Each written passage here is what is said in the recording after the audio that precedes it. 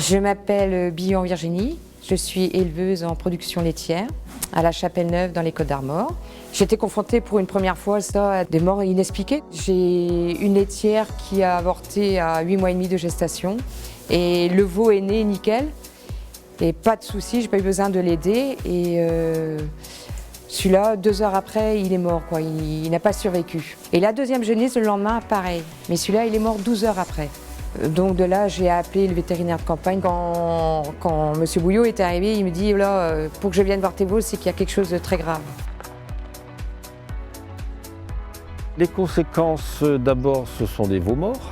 Et surtout, quand on a du repeuplement à faire, puisqu'en permanence, il y a des génisses à faire rentrer dans un troupeau, eh bien, quand on a une série d'avortements à ce point-là, ou de veaux morts, eh bien, l'année où elles devront rentrer dans le troupeau, elles ne seront plus là.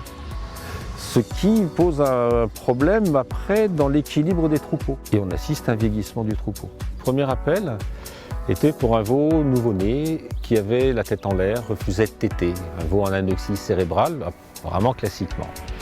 Et puis Virginie me dit, ouais, mais j'en ai déjà eu un autre qu'on a trouvé mort, la tête en l'air, et on s'est dit c'est peut-être la même chose. Ensuite, il y en a eu un troisième. On a à ce moment-là déclenché une procédure d'analyse pour nous rendre compte qu'on avait une affaire à la fièvre Q, qui est une maladie spécifiquement abortive. À partir de là, eh bien, on a mis en place une prévention, à la fois sur les vaches taries arrivant près de leur terme, et aussi en prévention par une vaccination qu'on effectue sur les génisses.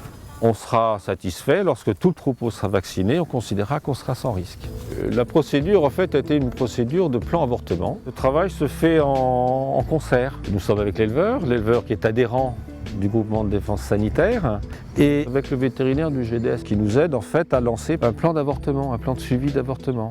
L'éleveur peut vouloir avoir un diagnostic apporté par son vétérinaire. L'approche du GDS, c'est plus d'essayer d'avoir une approche troupeau. Donc on va déclencher un protocole d'avortement seulement à partir d'un certain nombre d'avortements. On va considérer que c'est une série d'avortements. Voilà. Et dans ce cas-là, nous, on donne des outils aux éleveurs et à leurs vétérinaires pour avancer dans cette démarche diagnostique. Le GDS offre un appui technique et financier et le suivi va être généralement fait par le vétérinaire traitant avec un appui, ça dépend un petit peu du type de maladie, mais par un conseiller du GDS. Le protocole avortement va permettre d'avoir un certain volume d'informations que nous allons centraliser et puis condenser en un résumé.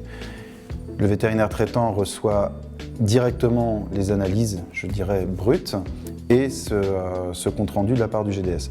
À partir de ces documents-là, il pose son diagnostic. Ça demande une collaboration extrêmement étroite avec le vétérinaire traitant pour qu'on ne passe pas à côté de quelque chose.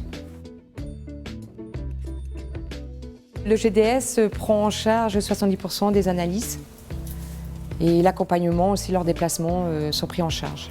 Et pour 8 jours, j'avais les résultats, donc ça a été très réactif.